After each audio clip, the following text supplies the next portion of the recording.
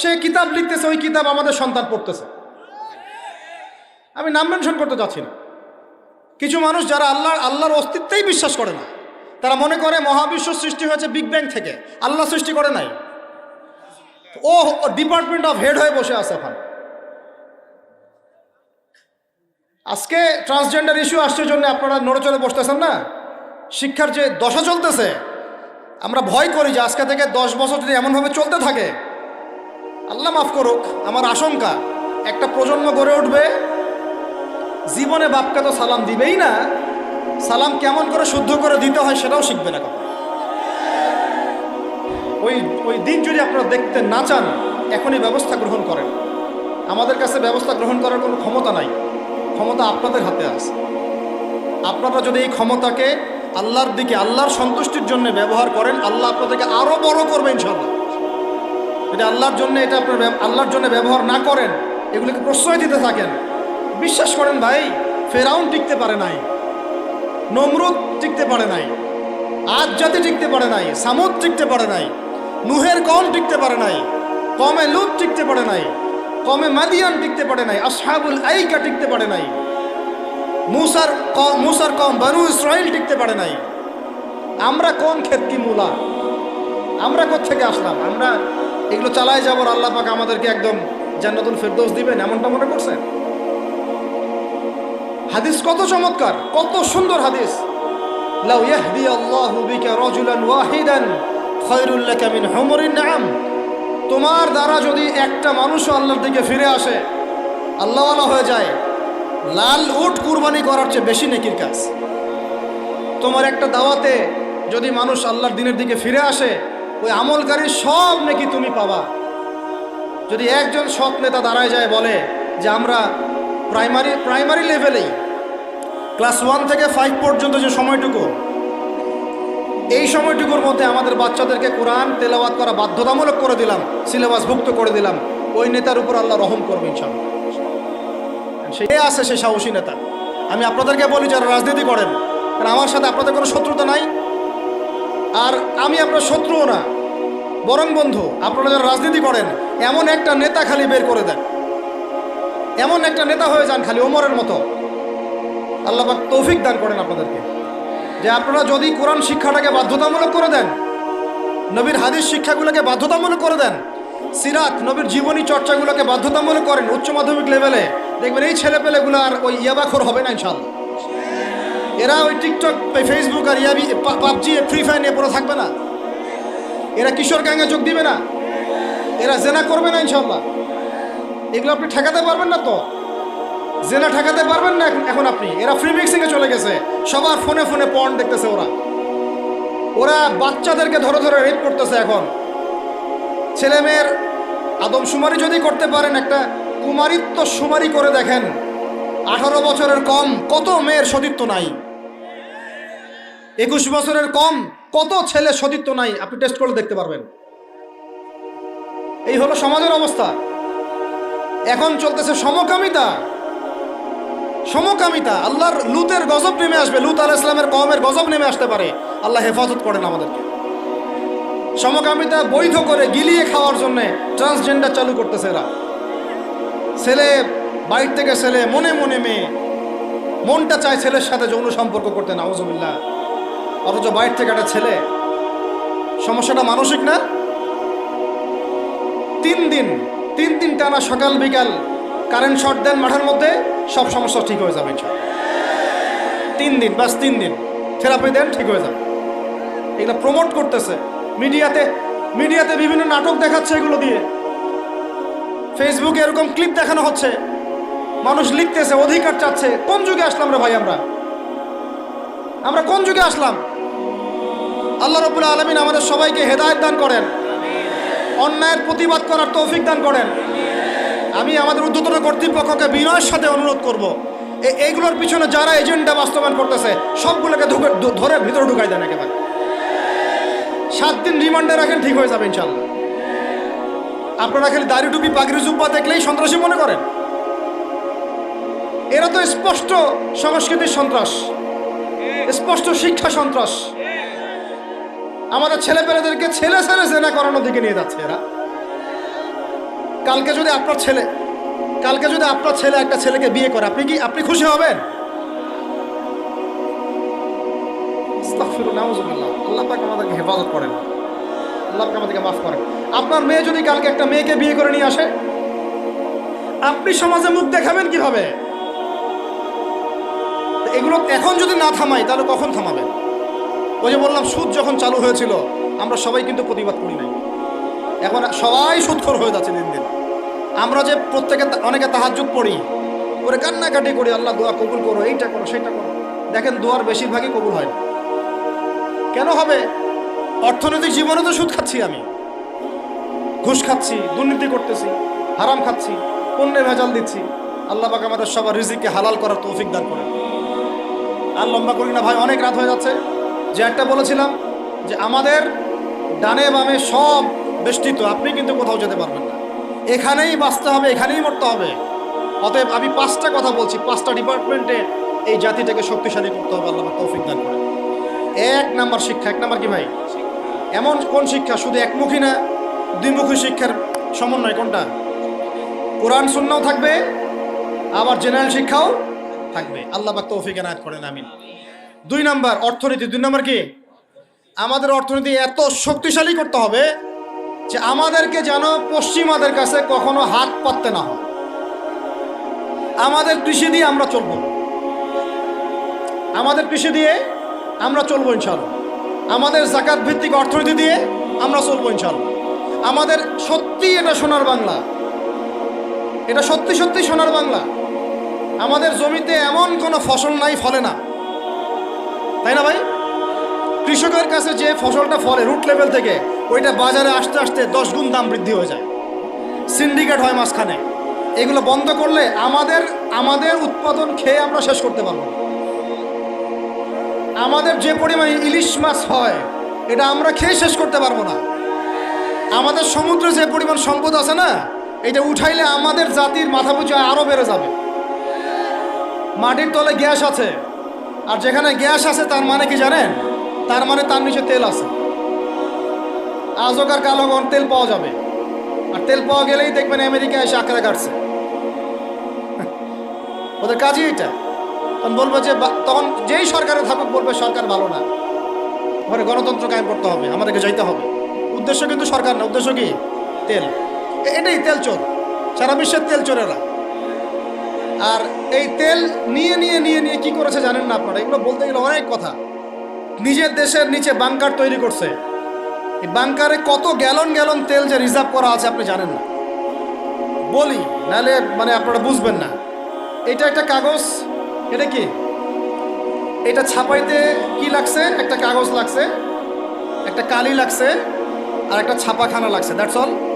ঠিক আছে? আচ্ছা, মনে করেন এটা কাগজ না, এটাকে নাম্বার দিয়েছি 100, একটা 1 চোখ 8 করছি, একটা লোকের ছবি দিয়েছি, এটা হয়ে গেছে এখন ডলার। কি হয়ে গেছে ভাই? ডলার। এই ডলার নিয়ে গিয়ে আমি আরবের শাইখদেরকে বলেছি যে তেল যদি বিক্রি করতে হয় তাহলে ডলারেই করতে হবে, তেল বিক্রি করতে হলে এই ডলারেই করতে হবে। তো আরবের শাইখরা বলেছে ঠিক আছে, রাজি। কুল্লু খালাস ইয়া হাবিবি, ওরা বলেছে ঠিক আছে, আমরা শুধু তোমাদের কাছেই তেল কিনবো, আর কারোর কাছে তেল কিনবো না। শুধু তোমাদের গলফ কান্ট্রির কাছেই তেল কিনবো, আর কারোর কাছে তেল কিনবো না। আর তোমরা শুধু ডলারে তেল কিনবা, অন্য কোনো কারেন্সি তেল কিনতে পারবে না। টাকা দিলে তেল দিবে না, রুপি দিলে তেল দিবে না, লিরা দিলে তেল দিবে না। যতক্ষণ আপনি এই ডলারটাকে মানে ওই আপনার টাকাটাকে ডলারে কনভার্ট না করছেন ততক্ষণ পর্যন্ত তেল দিবে না। এই যে চুক্তিটা হলো, এই চুক্তিটা হয়েছে বাদশাহ ফয়সালের ইন্তেকালের পরে, বাদশাহ ফয়সালের যুগে।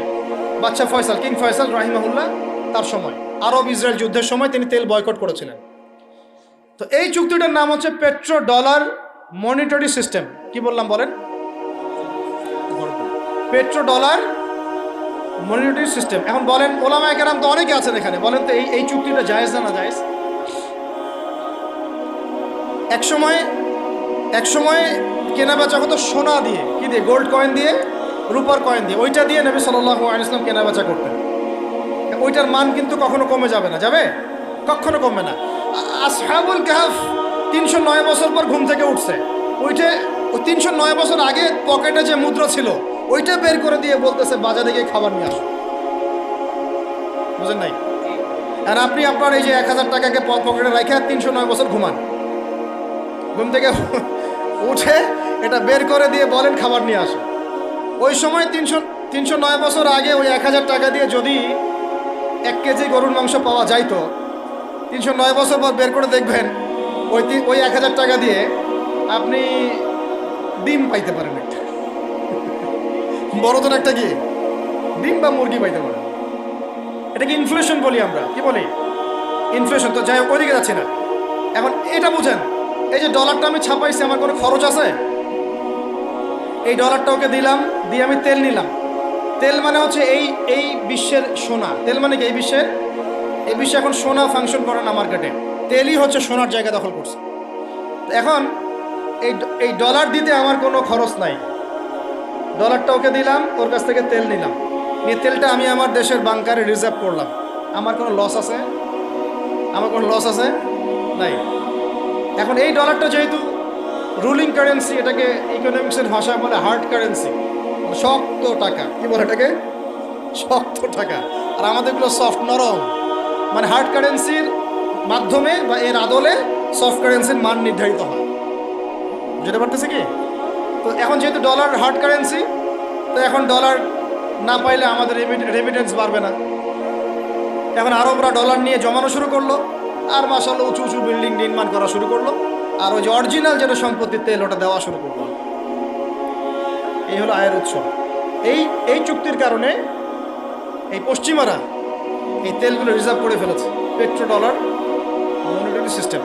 আমি বলতে চাচ্ছিলাম অর্থনীতি এত সমৃদ্ধ করতে হবে যাতে করে আমরা ওদের কাছে হাত পাততে না পারি। এই জন্য আমার দেশের মধ্যে প্রচুর সম্পদ আছে, গ্যাস আছে, তেল আছে, আমাদের এখানে কিন্তু চুনা পাথর আছে, আমাদের এখানে সামুদ্রিক প্রচুর সম্পদ আছে। এবং ওইটা যদি ভালো করে থিসিস করা হয়, দেখবেন ওখান থেকে আর অনেক কিছু বের হবে ইনশাআল্লাহ। হ্যাঁ, মাশাআল্লাহ, ভেরি গুড। এটা বলতে চাচ্ছিলাম আমি। আমাদের সমুদ্রে ইউরেনিয়াম পাওয়া গিয়েছে। কেমিস্ট্রিতে কারা পড়েছেন? কেমিস্ট্রিতে কেউ পড়েন না এখানে? ইউরেনিয়ামের নাম শোনেন নাই? সবচেয়ে সেরা মূল্যবান ধাতুগুলোর একটা। এগুলো যদি সুষ্ঠুভাবে তোলা হয়, আর যদি দুর্নীতি না থাকে, সরকারি সুষ্ঠু ব্যবস্থাপনা থাকে, সরকারের যেই থাক না কেন, বাংলাদেশ সমৃদ্ধ হবে ইনশাআল্লাহ। এরপর আবার কৃষি আছে। আমাদের জমি মানে সোনা, যা ফলাবেন তাই ফলবে। এখানে যা ফলাবেন, সৌদি খেজুর পর্যন্ত চাষ হচ্ছে এখন এখানে। চিন্তা করা যায়। মাছ, আমাদের বলে না মাছে ভাতে বাঙালি, এই মাছ খেয়ে আমরা শেষ করতে পারতাম না। আমরা তো আমাদের শত্রু নিজেরাই। মাছকে আপনি ফরমালিন দিয়ে নষ্ট করছেন, খাদ্যে আপনি ভেজাল দিয়েছেন, বাজারে আপনি সিন্ডিকেট করে দাম বাড়াইছেন। আমাদের গার্মেন্টস শিল্প, যে পোশাকগুলো আমরা নির্মাণ করি, এগুলো আমাদের পরে শেষ করতে পারতাম না আমরা। এগুলো এখন বেশিরভাগই বাইরে যাচ্ছে। তো অনেক প্রবলেম। এই জিনিসটা এক কথায় উত্তর হচ্ছে, যদি আমরা অর্থনীতি সমৃদ্ধ করতে না পারি, আগামী বিশ্বকে আমরা চ্যালেঞ্জ করতে পারব। উপরে যে বা যারাই থাকেন তাদের সাথে আমাদের কোনো দ্বন্দ্ব নাই। আমাদের একটা আহ্বান, উদাত্ত আহ্বান, করজোর অনুরোধ, শিক্ষার সাথে সাথে অর্থনীতি সমৃদ্ধ করার চেষ্টা করতে হবে। এর পথে বাধা কি তাহলে? এর পথে বাধা হচ্ছে দুর্নীতি। বাধা কি বলেন? এই একটা অভিশাপ জাতির উপর থেকে না সরাতে পারলে এই সোনার বাংলা আমরা করতে পারবো না ভাই। 50 বছর থেকে আমরা পারতেছি, কিন্তু প্রয়োজনের তুলনায় এটা যথেষ্ট না। আমাদের টপ টু বটম সবাই দুর্নীতির সাথে কম বেশি সম্পৃক্ত হয়ে যাচ্ছে। আল্লাহ পাক আমাদের সবাইকে হেফাজত করেন। এগুলো অন্যের সম্পদ আত্মসাৎ করলে পরে আল্লাহ ইবাদত কবুল করবেন না।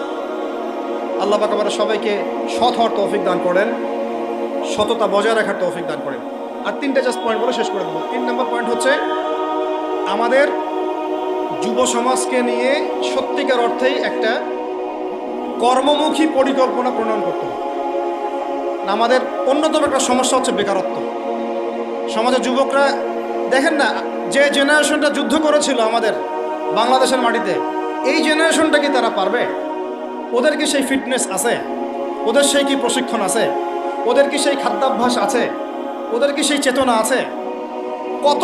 আমি তো নিজেও ইংলিশ মিডিয়ামে পড়েছি। আমাদের ব্যাকগ্রাউন্ডে এমন অনেক স্টুডেন্ট ছিল যারা ভাষা দিবস, শহীদ দিবস নাম ওটা কবে সেটা বলতে পারে না। 7ই মার্চ কি হয়েছে তারা জানে না, 16 ডিসেম্বর কি দিবস ওরা জানে না। এরকম বহু বহু আপনি স্কুল জরিপ করেন, বহু English medium English version school আছে, ওরা জানে না এগুলো কি, ওরা এগুলো পড়ে না, জানে না। সংস্কৃতির কথা বলি, ভাষার কথা বলি, গৌরবের কথা বলি, এগুলো আমাদের গৌরবের জায়গা। কিন্তু আপনি দেখেন প্রত্যেক মোড়ে মোড়ে হিন্দি গান বাজতেছে, বাংলা গান কয়জন শুনতেছে? নজরুল নাই, হারাই গেল। নজরুলকে হারাই ফেললাম, জসিমউদ্দিনের কবিতা হারাই গেল, ডক্টর শহীদুল্লাহর কথাগুলো আস্তে আস্তে হারাই যাচ্ছে। আহমদ ছফা নাই। আমরা ওইসব জায়গায় কাদেরকে বসাচ্ছি? আমি কাউকে আঘাত করতে চাচ্ছি না, আমরা ওইসব জায়গায় কাদেরকে বসাচ্ছি দেখেন। একটা সময় ব্রিটিশ বিরোধী বিদ্রোহের সময় আমাদের বাপদাদারা হিন্দিতে উর্দুতে পর্যন্ত কবিতা লিখে প্রতিবাদ করেছিলেন।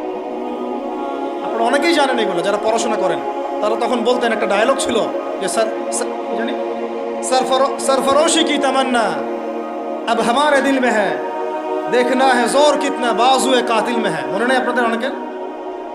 মানে স্বাধীনতার তামান্না আমাদের মনের মধ্যে আছে, খালি দেখার বাকি যে কাতেল বা জালেমের বাহুতে কত শক্তি আছে।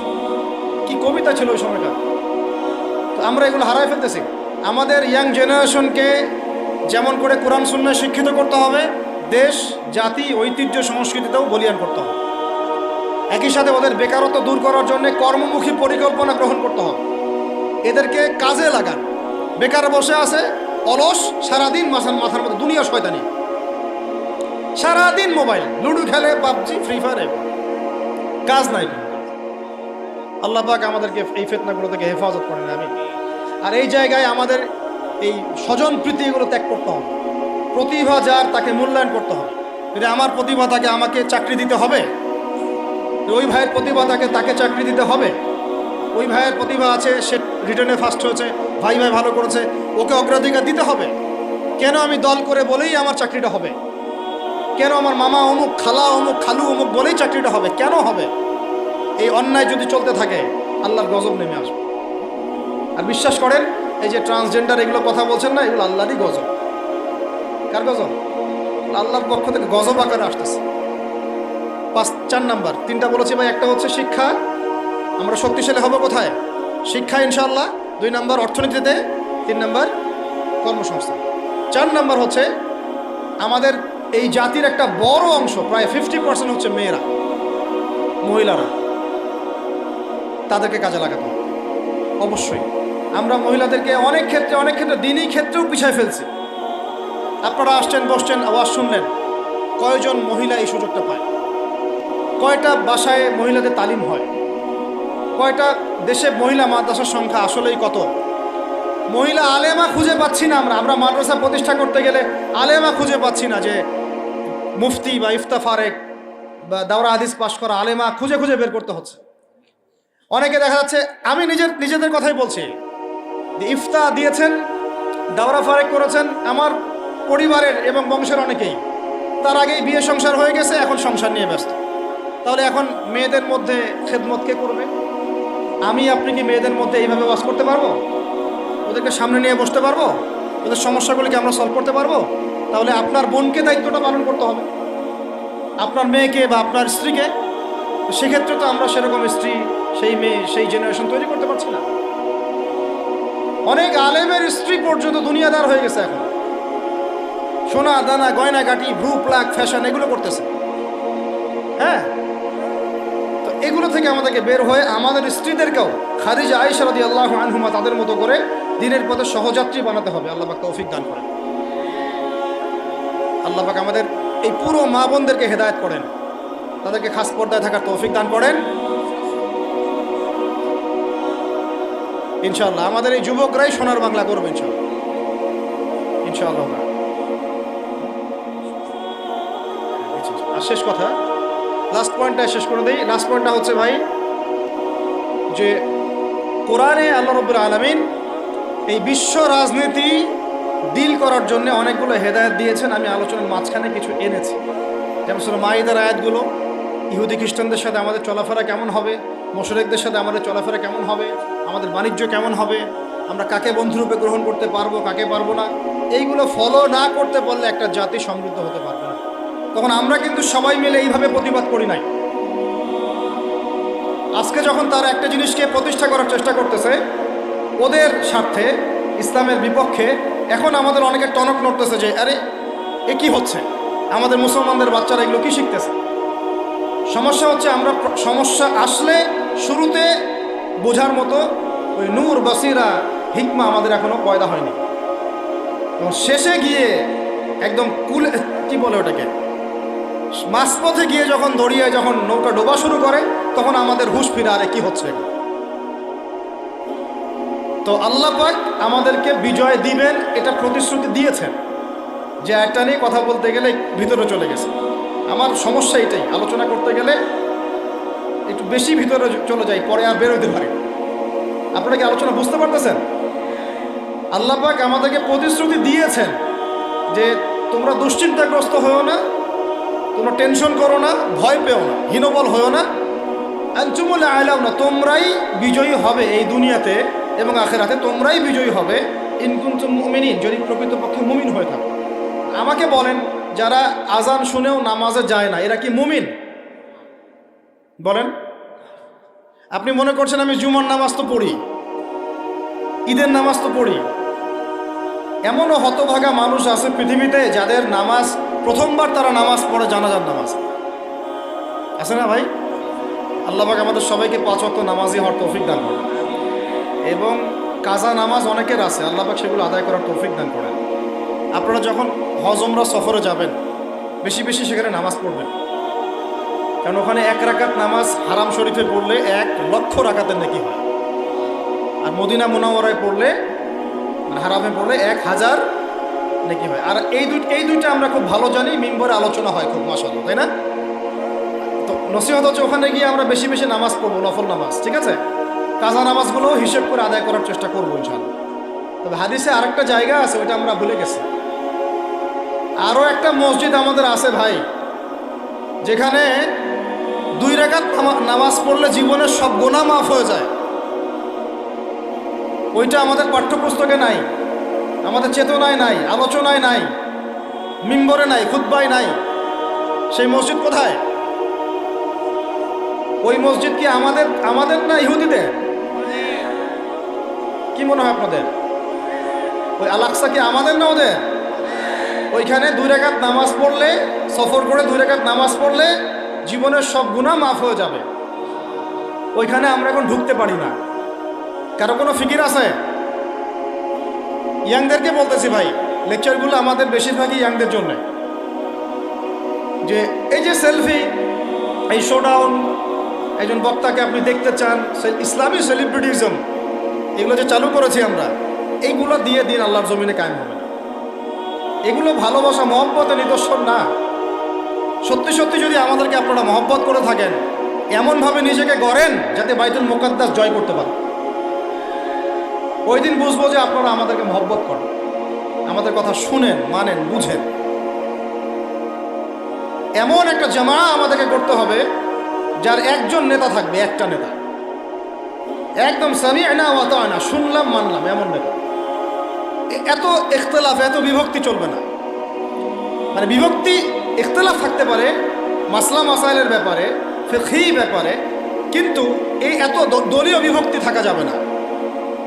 এক টেবিলে আলেমদেরকে বসতেই হবে। আলেমরা যদি এক টেবিলে না বসে ঐক্যের দৃষ্টান্ত স্থাপন না করতে পারে, জনগণ ঐক্যবদ্ধ হতে পারবে না। বাংলাদেশের সবচেয়ে বেশি দরকার এখন ওলামায়ে কেরামের ঐক্য। আমরা যারা ছোটরা আছি আমাদের মূল কাজ এখন এইটাই, আমরা এটাই ফিকির করি কিভাবে আলেমদেরকে একটা জায়গায় বসানো যায়। আলেমরা যদি ঐক্যবদ্ধ হতে পারেন, জনগণ একদিকে ফোকাস করে চলতে পারবে ইনশাআল্লাহ। এবং তাদের মধ্যে যদি একজন আমির নিযুক্ত করা হয় এবং তার কথা যদি আমরা সূরাভিত্তিক মেনে চলি, ইনশাআল্লাহ বাংলাদেশ কেন পুরা বিশ্বে দিন কায়েম করা সম্ভব। আমরা এই দিক থেকে আমরা মোটামুটি 20-30 বছর পিছায় আছি এখন, বুঝতে পারছেন না আমার কথা? এই দিক থেকে দেখেন, আল্লাহ নবী সাল্লাল্লাহু আলাইহি ওয়াসাল্লাম মক্কাতেও সাহাবীদের মধ্যে কখনো বিভক্তি হতে দেন নাই। একজন নেতা, তার আন্ডারে সব সাহাবীরা বায়াত করে আছেন হাতে হাত রেখে, ব্যাস যা বলবেন তাই, ডানে যাইতে বলে ডাইনে, বামে যাইতে বলে বামে। মার খাচ্ছেন, যদি নবীজি বলেন হিজরত করে চলে যাও, হিজরত করে চলে গেল আবিসিনিয়া, তাই না? আর যদি নবীজি বলেন সবর করো, সাবরান আলা ইয়াসির ফাইন্নামা ওয়াইদাকুমুল জান্নাহ, সবর করো তোমাদের জন্য জান্নাত, সবর করতেছেন, মার খাচ্ছেন, তাও কোনো কথা বলতেছেন। এইরকম সামি'না ওয়া তা'নার জেনারেশন না থাকলে দিন কায়েম হয় না, যেটা আমাদের বিগত 50 বছর আমরা করতে পারি নাই, এটাই সত্য কথা। এটা করার জন্য সবার আগে আমাদের মনের হিংসা দূর করতে হবে। কি দূর করতে হবে? মনের হিংসা দূর করতে হবে, মনের অহংকার দূর করতে হবে, নিজেকে ছোট মনে করা শিখতে হবে। আমি ছোট মানুষ, বড়রা যে দায়িত্ব দিবেন সেটা পালন করব। আলেম ওলামার সহবতে থাকবো, তাদের পরামর্শ চলবো, আমাকে যেভাবে গাইড করেন সেভাবে চলবো, যখন যে দায়িত্ব আসবে সেটা পালন করব। চিন্তা এরকম না থাকলে আপনি চলতে পারবেন না, বিদ্রোহী হয়ে যাবে। তখন বেয়াদবি, এই যে প্রথমে একটা কথা বলছি, বেয়াদবি। আমরা অনেকেই বড় বড় বরেণ্য আলেমদের সাথে বেয়াদবি করছি, তাদের মানিজ্য হানি করছি। অনলাইনে লাইভে চলে আসলাম, একটা কথা বলে দিলাম, পোস্ট দিয়ে দিলাম, ভাবছি আমি ইসলামের বড় উপকার করে ফেললাম। আদতে আমি বিশৃঙ্খল একটা অবস্থা ছিল, আরও বিশৃঙ্খলতা বাড়ালাম। আমি কাছাকাছি তো আনতেই পারলাম না। কিছু মানুষের কাজ দেখলে মনে হচ্ছে যে তাদের একটাই কাজ। কি একটাই কাজ? অনলাইনে একটা একটা করে আলেম, একটা একটা করে বক্তা, একটা একটা করে দায়ীর নাম ধরে ধরে সমালোচনা করা। এটা করে আপনি দিনের কি উপকারটা করতেছেন? এই কাজগুলো করে আপনি দিনের কোন জায়গায় খেদমতটা করতেছেন বলেন? এতে করে মানুষের দিন সম্পর্কে, সেই আলেম সম্পর্কে, সেই বক্তা সম্পর্কে, সেই ওস্তাদ সম্পর্কে, সেই ইসলামী দল সম্পর্কে ভালো ধারণা সৃষ্টি হচ্ছে না খারাপ? আমরা যদি প্রশ্ন করি যে আপনি নিজের চেহারাটা একটু আয়নায় দেখেন না, আপনার ভিতরে কি কোনো দোষ নাই? আপনি কি এই উম্মার নেতৃত্ব দেওয়ার যোগ্যতা অর্জন করেছেন? কতগুলো কিতাব পড়েছেন? কি ডিগ্রি অর্জন করেছেন? কতটুকু সার্টিফিকেট অর্জন করেছেন? কতটুকু তাজকিয়া অর্জন করেছেন? কতটুকু আপনি নূর অর্জন করতে পারলেন? কতটুকু বাসিরা আছে আপনার? কয়টা মসজিদ করেছেন? কয়টা মাদ্রাসা করেছেন? কয়টা ইসলামিক সংগঠন করলেন? কয়টা কিতাব লিখলেন? কয়টা লেকচার দিলেন? আপনি নিজে কি করলেন দিনের জন্য? এই চিন্তাটা করা দরকার নাই যে আমি নিজে কি করলাম দিনের জন্য, ও কি করলো, ওর কি খেদমত, ওর কি দোষ, ওর কি ত্রুটি, এইগুলোর চর্চা আমরা ব্যস্ত হয়ে আছি এখন। এই একটা কারণে আমাদের ওলামায়ে কেরামদের মধ্যে ঐক্য হচ্ছে না, দুর্ভাগ্যজনক। কারণ আমরা একটা শ্রেণী আলেমদের ইজ্জত ধোয়ার পিছনে লেগে গেছি। একজন আলেম না একটা ভুল করছে ভাই, আলেম মানুষ তো, কেন বেয়াদবি করতে হবে আপনাকে? কেন আপনাকে একটা সেশন করতে হবে? কেন একটা এটা করতে হবে, সেইটা করতে হবে? চুপ করে থাকেন আপনি। পারলে তার সাথে আপনি পার্সোনালি দেখা করেন, তার কাছে যান, তার কথার পিছনের কারণটা খুঁজে বের করার চেষ্টা করেন। ইসলামের খেদমত এগুলো হচ্ছে না, ওইদিকে যেতে চাচ্ছি না। একটা রিকোয়েস্ট করবো আপনাদেরকে যে আমরা সবাই একটা দায়িত্ব কাঁধে নেই, যে এই উম্মতকে বিজয়ী করার জন্য আমারও কিছু দায়িত্ব আছে। আপনার দায়িত্ব নেই ভাই? আপনি আয়নার সামনে আজকে রাত্রে দাঁড়ায় অনেস্টলি সততার সাথে দাঁড়াবেন, দাঁড়ায় আপনার চেহারা আয়নায় দেখবেন, দেখে চিন্তা করবেন যে আসলে আমি আজ পর্যন্ত এই উম্মাকে কি দিয়েছি। বলেন কি বললাম ভাই? আয়নার সামনে দাঁড়ায় কি বলবেন? আমি আদনান, আমি আব্দুর রহমান, আমি আব্দুর রহিম, আমি অমুক, আমি তমুক, আমি ইসলামকে, উম্মাকে, আল্লাহকে, রাসূলকে কি দিয়েছি এই পর্যন্ত। যদি আপনার মনের মতো সততা থাকে, জবাব ওই আয়নার তসবির আপনাকে দিয়ে দিবে। এটা উর্দু শের আছে, চেহারে তো আকসর ধোকা দেতি হ্যায়, সচ তো আইনা বলতি হ্যায়। মানে চেহারা তো বেশিরভাগ সময় ধোকা দেয় মানুষকে, সত্য কথা বলে আয়নার প্রতিবিম্ব। আল্লাহর ওয়াস্তে নিজের আত্মসমালোচনা করি, আমরা উম্মাকে কি দিলাম এটার ফিকির করি। এখন যদি উত্তর আসে যে আমি অনেক দিয়েছি উম্মাকে, আমি একদম কামেল হয়ে গেছি, তাহলে বুঝবেন আপনার মধ্যে ইবলিসের চরিত্র আসছে।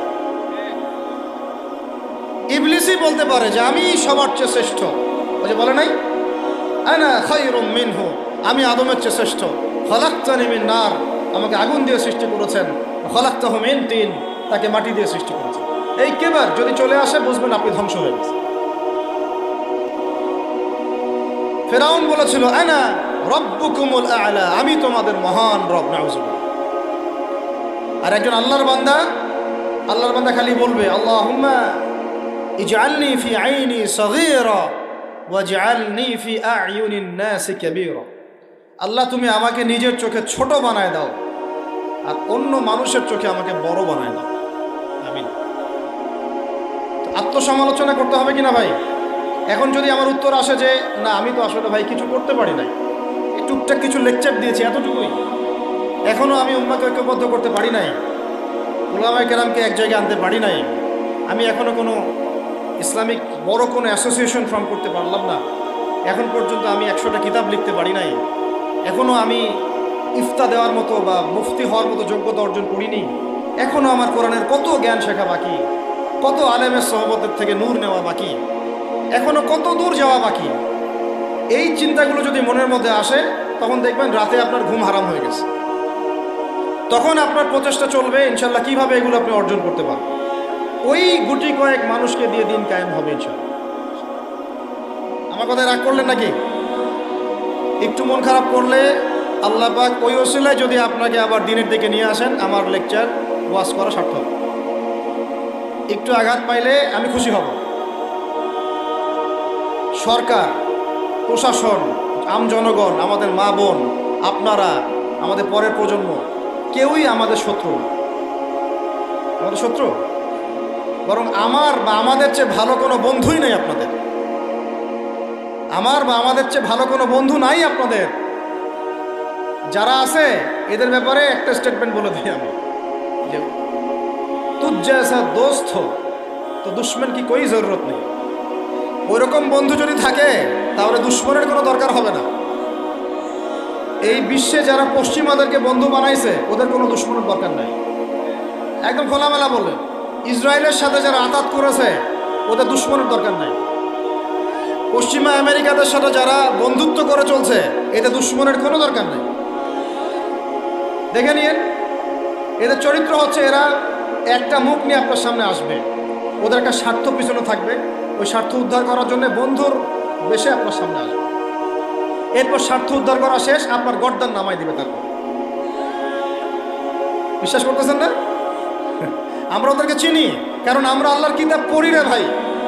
আল্লাহ পাক এই কিতাবের সূরা মাঈদার 51 নম্বর আয়াতে বলেছেন, ইয়া আইয়ুহাল্লাযীনা আমানু, হে মুমিনগণ, লা তাত্তাখিযুল ইয়াহুদা ওয়ান নাসারা আউলিয়া, তোমরা এই ইহুদিদেরকে আর নাসারা খ্রিস্টানদেরকে বন্ধুরূপে গ্রহণ করো না। কে বলেছেন ভাই? আমার কিছু বলার আছে এখানে? কোন ইহুদি কোন খ্রিস্টানকে? আল্লাহ পাকে সবার কথা বলছেন? উত্তর না, ওদের মধ্যেও কিছু কিছু ভালো মানুষ আছে, সত্য এটা। কিছু কিছু ভালো মানুষ আছে। কারা তাহলে? কাদেরকে নিষেধ করলেন আল্লাহ পাক? আল্লাহ পাক বলছেন বা'দুহুম আউলিয়া ও বা'দ, ওদের মধ্যে কিছু আছে যারা একে অপরের বন্ধু। একে অপরের, বলেন তো ইসরায়েল আর আমেরিকা কি একে অপরের বন্ধু না? বন্ধু না। এদেরকে বন্ধুরূপে গ্রহণ করতে আল্লাহ নিষেধ করেছেন। এই আয়াতটা এখন ওই মধ্যপ্রাচ্যের এই হাবিবিদেরকে কে বুঝাবে? কে বুঝাবে? এই জর্ডানের রাজাকে কে বুঝাবে? আমাদের সৌদের কিংকে কে বুঝাবে? লেবাননকে কে বুঝাবে? এই যে গলফ কান্ট্রিদেরকে কে বুঝাবে যে আল্লাহ পাক বলেছেন ইহুদি এবং খ্রিস্টানদের মধ্যে যারা একে অপরের বন্ধু, এদেরকে আমরা বলি জায়নিস্ট। কি বলি? জায়নিস্ট, মানে জায়নবাদী। এরা জায়নিস্ট মুভমেন্ট চালু করেছে সারা ওয়ার্ল্ডে। এদের উদ্দেশ্য হচ্ছে হোলি ল্যান্ডটা দখল করা, মানে ওই নীলনদ থেকে ইউফ্রেটিস পর্যন্ত দখল করে ওইখানে দাজ্জালের শাসন কায়েম করা। এটা ওদের লক্ষ্য। এই একটা লক্ষ্যে ওরা আগাচ্ছে। এদেরকে আল্লাহ পাক বন্ধুরূপে গ্রহণ করতে নিষেধ করেছেন। এই আয়াতটা আপনি ওদেরকে কিভাবে বোঝাবেন? আল্লাহ পাক আরো বলছেন ওয়ামা ইয়াতাওয়াল্লাহুম মিনকুম, আয়াত কিন্তু শেষ হয়নি এখনো। আল্লাহ পাক বলছেন ওয়ামা ইয়াতাওয়াল্লাহুম মিনকুম, তোমাদের মধ্যে হে মুমিনরা কেউ যদি ওদের দিকে মুখ ফিরাও, মানে ওদেরকে অ্যালায়েন্স রূপে গ্রহণ করো, ফাইন্নাহু মিনহুম, তুমি তখন তাদের অন্তর্ভুক্ত হয়ে যাবে। নাউযুবিল্লাহ। তার মানে কি তারা কাফের হয়ে যাবে? আমরা কি তাহলে এদের সবাইকে কাফের বলছি, তাকফির করছি? উত্তর না। যারা বলে আমরা এদেরকে তাকফির করেছি, এরা ডাহা মিথ্যাবাদী। এরা হচ্ছে ডাহা মিথ্যাবাদী। আমরা এ ধরনের মধ্যপ্রাচ্যের শাসকদেরকে তাকফির করি নাই, আগেও করিনি, এখনো করি না, ভবিষ্যতেও ইনশাল্লাহ করব না। আল্লাহ পাক কি বলছেন তাহলে? আল্লাহ পাক আয়াতের শেষে উত্তর দিচ্ছেন, ওয়া মান ইয়াতাওয়াল্লাহুম মিনকুম ফাইন্নাহু মিনহুম। তোমাদের মধ্যে কেউ যদি ইহুদি নাসারাদের সাথে, জায়নিস্টদের সাথে জোট গঠন করো, ওদেরকে বন্ধুরূপে গ্রহণ করো, তাহলে তোমরা তাদের অন্তর্ভুক্ত হয়ে যাবে, আমাদের কেউ থাকবে না। এর মানে তারা কি হবে? ইন্নাল্লাহা লা ইয়াহদিল কওমাজ জালিমিন। আল্লাহ পাক এই জালেমদেরকে হেদায়েত দেন না, তার মানে তারা হবে জালেম। কি হবে? আল্লাহ পাক শব্দ ইউজ করেছেন কি? জালেম। অতএব যদি কেউ জায়নিস্টদেরকে মিত্ররূপে, বন্ধুরূপে গ্রহণ করে, সে ব্যক্তি হোক, সমাজ হোক, সরকার হোক, রাষ্ট্র হোক, সে জালেম হয়ে যাবে। কি হবে ভাই? সে কি কাফের হবে? উত্তর না। কাফের হবে? কি হয়ে যাবে? জালেম। ইন্নাল্লাহা লা ইয়াহদিল কওমাজ জালিমিন। আল্লাহ পাক জালেমদেরকে হেদায়েত দেন না। এই জন্যই তো মদের বার ওপেন করতেছেন, এখন কনসার্ট করতেছেন, হ্যালোইন করতেছেন, এইটা করতেছেন, ওইটা করতেছেন। কেন? আল্লাহ পাক নারাজ হয়েছেন। আল্লাহ পাক কি হয়েছেন? নারাজ হয়েছেন আল্লাহ পাক। এখান থেকে ফিরে না আসলে আল্লাহ পাক ধরবেন। তো এখান থেকে আপনি বুঝতে পারছেন যে পুরো বৈশ্বিক প্রেক্ষাপটে আমাদের অবস্থাটা কি। আরও একটা আয়াত আছে, এটা সূরা বাকারায়, এটা আরো মারাত্মক। এটা আল্লাহ পাক তার নবীকে বলছেন যে ওয়ালান তারদা। ভালো করে শোনেন যুবকরা, আল্লাহ পাক বলছেন ওয়ালান তারদা। আপনারা হয়তো অনেকে গ্রামার জানেন না, যারা মাদ্রাসা ব্যাকগ্রাউন্ডে তারা জানেন, বুঝবেন।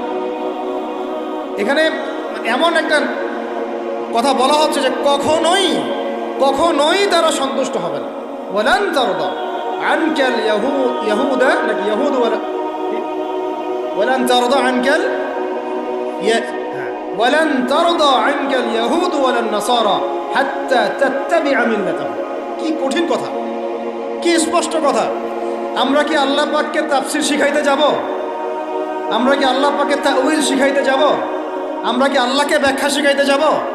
আল্লাহর কালামের স্পষ্ট কথার কোনো ব্যাখ্যার দরকার নাই। এটা তো আয়াতুল মুহকামাত, এটা তো মুতাশাবিহাত আয়াত নয়। আল্লাহ পাক বলছেন ওয়ালান তারদা, কশ্চিন কালেও সন্তুষ্ট হবে না, আনকা, হে নবী, তোমার উপরে। কারা সন্তুষ্ট হবে না? আল ইয়াহুদ ওয়ালান নাসারা, ইহুদি এবং নাসারা। এরা কশ্চিন কালেও তোমার উপরে, হে নবী, সন্তুষ্ট হবে না। হাত্তা তাত্তাবিআ মিল্লাতাহুম, যতক্ষণ না তুমি ওদের মিল্লাত, ওদের ধর্ম গ্রহণ করছো। আর কিছু বলতে হবে ভাই? আপনি যদি এখন ওদের সব, ওদের শিক্ষা, ওদের সংস্কৃতি, ওদের রাজনীতি, ওদের বিশ্ব রাজনীতি, ওদের কূটনীতি, ওদের মানে যা যা আছে, ওদের যা কিছু আছে, দর্শন, এগুলোর সামনে আত্মসমর্পণ করেন, বলেন হ্যাঁ এগুলো খুব ভালো, আমরা এগুলো মেনে নিচ্ছি, তোমরা আমার দোস্ত বন্ধু, ওরা আপনার কোনো ক্ষতি করবে না, কোনো ক্ষতি করবে না।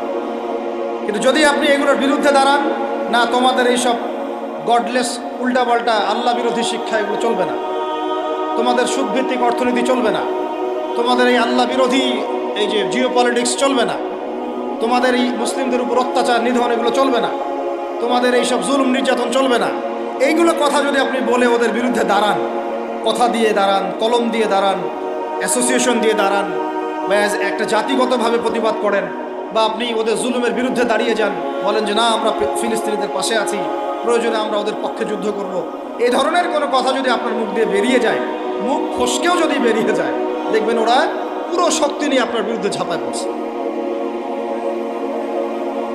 বুঝতে পারেন নাই?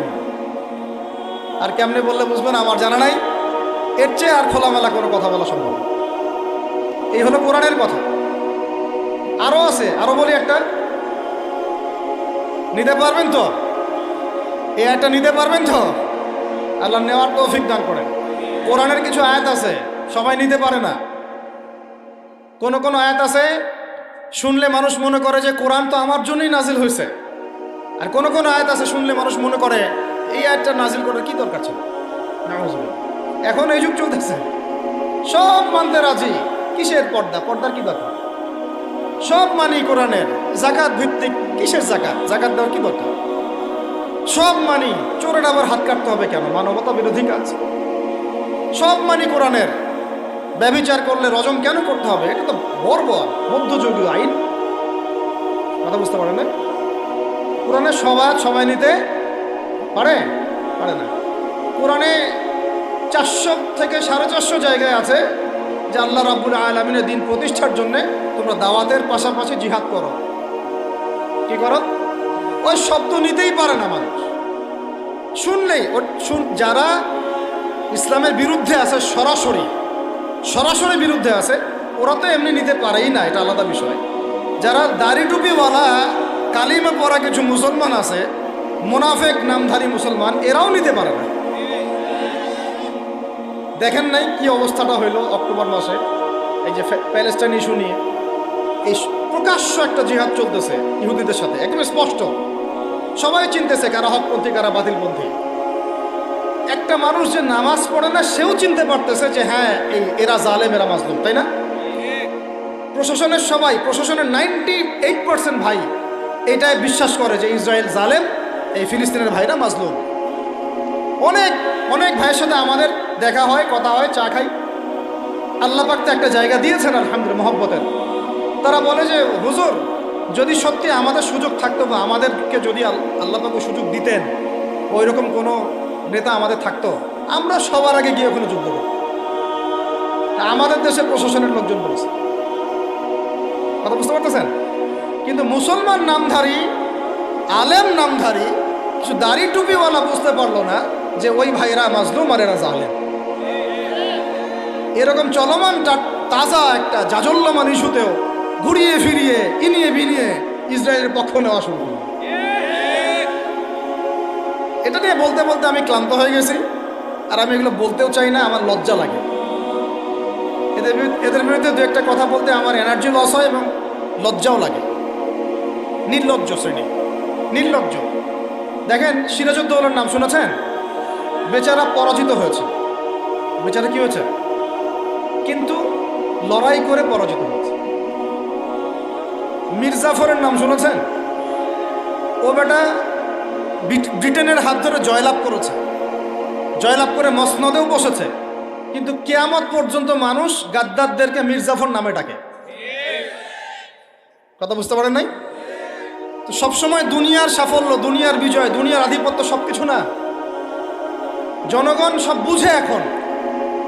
বাংলাদেশের ইয়াং জেনারেশন স্পেশালি, তারা অনেক পড়াশোনা করে এখন, বুঝে, আলেমদের সাথে থাকে। হক বাতিল এভাবে আপনি আলাদা করতে পারবেন না। হককে বাতিল, বাতিলকে হক বানাইতে পারবেন না। ইনশাল্লাহ হক হকের জায়গায় স্পষ্ট থাকবে, বাতিল বাতিলের জায়গায় স্পষ্ট থাকবে। এই সময়গুলোতে মানুষ বলেছে যে যে ভাইরা শিশু হত্যার প্রতিবাদ করতেছে, বোনদের ইজ্জত নিধনের প্রতিবাদ করতেছে, বোম্বিংয়ের প্রতিবাদ করতেছে, এদের আকীদা ঠিক নাই, এদের মানহাজ ঠিক নাই, এরা সঠিক মুসলমান না। এরকম অবস্থায় মানুষ বলেছে আইয়ুবী রাহিমাহুল্লাহ যখন আক্রমণ করে বাইতুল মুকাদ্দাস জয় করেছিলেন, উনারও আকীদা মানহাজ ঠিক ছিল না। এরকম অবস্থায়ও মানুষ বলেছে বাংলাদেশের মাটিতে বসে দাড়ি টুপিওয়ালা পাগড়ি জুব্বা নিয়ে বলেছে যে হামাস এটা বিচ্ছিন্ন জনগোষ্ঠী এবং ওই নাকি অপরাধী, সক্ষমতা নাই, কেন সে যুদ্ধ করতে গেল। বলেছে যে হামাসকে সৃষ্টিই করেছে নাকি ইসরায়েল। তো এই হলো অবস্থা। না এদের আকীদার কোনো সঠিক জ্ঞান আছে, না সত্যিকারের মানহাজের সঠিক জ্ঞান আছে, আর না ইতিহাসের কোনো সঠিক জ্ঞান আছে। হামাস সৃষ্টি হয়েছে 1994 সালের দিকে। কত সাল বলেন? 1989 থেকে 92 সালের মধ্যে একটা চুক্তি হয়েছিল। আমি তো বলি আমার সামনে বসান, আর বসতে চাইলে অনলাইনে বাহাসের কথা বলে, তো অনলাইনে না, যদি পান আপনারা ধরে নিয়ে আমাদের মাদ্রাসায় নিয়ে আসবেন। ধরে কি করবেন? আমাদের মাদ্রাসার সামনে বসাই দিন। অনলাইনে কোনো বাহাস হয় না, অফলাইনে হবে, সামনাসামনি। কিতাব যত কিতাব আছে নিয়ে আসুক, সমস্যা নাই, কিন্তু অনলাইনে না। হবে কোথায়? অফলাইনের সামনাসামনি টেবিল থাকবে, দুই দিকে দুজন বসবে। প্রয়োজনে প্রশাসন থাকবে, প্রয়োজনে আমাদের আরও বড় বড় ওলামায়ে কেরামরা থাকবেন, তারা এখানে এটাকে জাজ করবেন। এই যে কথাটা বললো হামাসকে সৃষ্টি করেছে কি ইসরায়েল। আমি শুধু অর্থনীতি নিয়ে পড়ি নাই, আমরা 6টা সাবজেক্ট নিয়ে পড়ছিলাম ইউনিভার্সিটিতে। আমাদের ফ্যাকাল্টির মধ্যে 6টা সাবজেক্ট মেইন ছিল, মেজর। একটা হলো ফিলোসফি, একটা হলো ইংরেজি, একটা অর্থনীতি, একটা এই গ্লোবাল অ্যাফেয়ার্স মানে জিও পলিটিক্স, যেটাকে আমরা জিও পলিটিক্স বলি, আর একটা হচ্ছে হিস্ট্রি, আর একটা হচ্ছে পশ্চিমা দর্শন। যে পশ্চিমা দর্শনের এতগুলো কথা আমরা বলি, এমনি বলি না, আমরা জানি ওদের দর্শনের মধ্যে কোথায় কুফর আছে, কোথায় শিরক আছে। এখন ইতিহাস আপনাকে ছোট্ট করে বলতেছি, 1989 সালে একটা চুক্তি হয়েছে ফিলিস্তিনের সাথে। এই চুক্তিটার নাম 89 থেকে 92 এর মধ্যে, এই চুক্তিটার নাম হচ্ছে অসলো শান্তি চুক্তি। বলেন কি বললাম? এই চুক্তিটা সাধারণ ফিলিস্তিনি যারা যারা তাদের ভূমি ফেরত চায়, যারা ইসরায়েলের পতন চায়, যারা এই জুলুমের বিরুদ্ধে দাঁড়িয়ে আছে, ওরা মেনে নেয় নাই। যারা মেনে নেয় নাই পরবর্তীতে তারা এই হামাস নামক সংগঠনটা তৈরি করেছে। এটা সশস্ত্র অবস্থান, ওদের দুইটা অংশ আছে, একটা আল কাসাম ব্রিগেড আর একটা হচ্ছে দাওয়ার জন্য। কিছু মানুষ দাওয়াতের মেহনতে থাকে, কিছু মানুষ সশস্ত্র যুদ্ধ করে। এটা উড়ে এসে জুড়ে বসে নাই, এরা বিগত প্রায় 75 বছর থেকে ধাক্কা সহ্য করতে করতে করতে করতে আজকে বাধ্য হয়ে জায়গায় আসছে। একটা কিতাব বাজারে আসবে ইনশাল্লাহ, আপনারা দোয়া করেন যেন কিতাবটাকে মানে সবচেয়ে সেরাভাবে যেন আল্লাহ পাক আনার তৌফিক দান করেন। এর নাম হচ্ছে হুরমাতুল আকসা। কি নাম? আল্লাহ পাক যেন তৌফিক দান করেন, আমিন। একদম বিগত 5000 বছরের ইতিহাস আপনাকে দিয়ে দিব। কত বছর? 5000 বছর পুরাতন ঘটনা আল আকসা। কত বছর ভাই? 5000 বছর। ওইটা ইব্রাহিম আলাইহিস সালামের হিজরতের জায়গা। ওখান থেকে ইয়াকুব আলাইহিস সালামের ছেলেরা মিশরে আসছে, ওইখান থেকে মুসা আলাইহিস সালামের যুগে তারা আবার গিয়েছে আল আকসা দখল করতে। ওইখানে আমালেকা সম্প্রদায়ের সাথে জিহাদ হয়েছে। তালুতের বাহিনীর মধ্যে দাউদ ছিলেন, তিনি জালুতকে পরাজিত করে ওইখানে ইসলামী খেলাফত কায়েম করেছিলেন 40 বছর। তারপরে আসছে সুলাইমান আলাইহিস সালামের 40 বছর। তারপরে ওদেরকে নেবুজাত নেজার বের করে দিয়েছে। তারপরে ঈসা আলাইহিস সালাম আসছেন, ঈসা আলাইহিস সালামকে তারা মানে নাই। আল্লাহ পাক আবার নির্যাতন শাস্তি দিয়েছেন টাইটাসের হাতে, রোমান সেনাপতি টাইটাসের হাতে। তারপরে এরা মদিনায় গিয়ে আক্রাগারে বনু কুরাইজা, বনু কাইনুকা, বনু নাজিরে, খায়বারে এদেরকে আল্লাহ নবী যুদ্ধ করে বের করে দেন। পরে এই 1250 বছর ইসলামী খেলাফতে ওরা জীবনেও বাইতুল মুকাদ্দাসে ঢুকতে পারে নাই। এই 1914 সালে এসে ঢুকছে। কত সালে? 5000 বছরের ইতিহাস তো ভাই আমি 5 মিনিটে বলতে পারবো না, সংক্ষিপ্ত করে বোঝালাম যে 1250 বছর তারা বাইতুল মুকাদ্দাসের আশপাশেও ঘেঁষতে পারে নাই। এই ব্রিটিশদের সহযোগিতা নিয়ে ঢুকেছে 1914 থেকে 18-র মধ্যে, প্রথম বিশ্বযুদ্ধ চলাকালীন, যখন ওসমানীয়রা ব্রিটিশদের বিরুদ্ধে ছিল। ওসমানীয়দেরকে পরাজিত করে ওরা এই জায়গাটা দখল করেছে। করার পরে ওই জায়গায় কিন্তু দেখেন জায়গা দখল করে ব্রিটেন ওখানে থাকে নাই, ওই ইহুদিদেরকে জায়গা দিয়ে দিয়েছে। রহস্যজনক না? এত যুদ্ধ করে সে জায়গাটা লিবারেট করলো, করে নিজে থাকে নাই, ইহুদিদেরকে থাকতে দিল। এই যে বলেছি বা'দুহুম আউলিয়া বা'দ, এরা একে অপরের বন্ধু। এরা একে অপরের কি বন্ধু? যে বন্ধুত্ব দেখলেন, প্রথম বন্ধুত্ব জায়গা দিয়ে দিল। তারপরে 1914 থেকে 45 সাল পর্যন্ত ব্রিটিশরা এদেরকে পেলে পুষে বড় করলো, অর্থ দিয়ে, সামরিক যান দিয়ে, মিলিটারি সহযোগিতা দিয়ে, ব্যাংকিং সিস্টেম দিয়ে, যা পারছে সব দিয়ে দিয়েছে, যা পারছে সব দিয়েছে। দেওয়ার পরে ওকে বড় করেছে। তারপরে দ্বিতীয় বিশ্বযুদ্ধ হলো, ওই সময় রুলিং স্টেট চেঞ্জ হয়ে গেল, ব্রিটেনের জায়গায় চলে আসলো আমেরিকা। এবার আমেরিকা এসে ব্রিটেন তাদেরকে যে সহযোগিতাটা করত তার চেয়ে 1000 গুণ বেশি সহযোগিতা করা শুরু করতে করতে ওকে সাধারণ সামরিক অবস্থা থেকে নিউক্লিয়ার মিসাইল সম্পন্ন কান্ট্রিতে পরিণত করল। এখন ওর কাছে নিউক্লিয়ার অস্ত্র আছে, ও সারা বিশ্বে ভেটো দেয়। ইরানের কাছে কয়টা অস্ত্র আছে, তাই না? ইরান পারমাণবিক কর্মকাণ্ড চালাচ্ছে নাকি, ওই দেশ করছে নাকি, সেই দেশ করছে নাকি, ও কিন্তু জীবনে বলে না যে তার কাছে কয়টা পারমাণবিক অস্ত্র আছে। বলে? কখনো বলছে?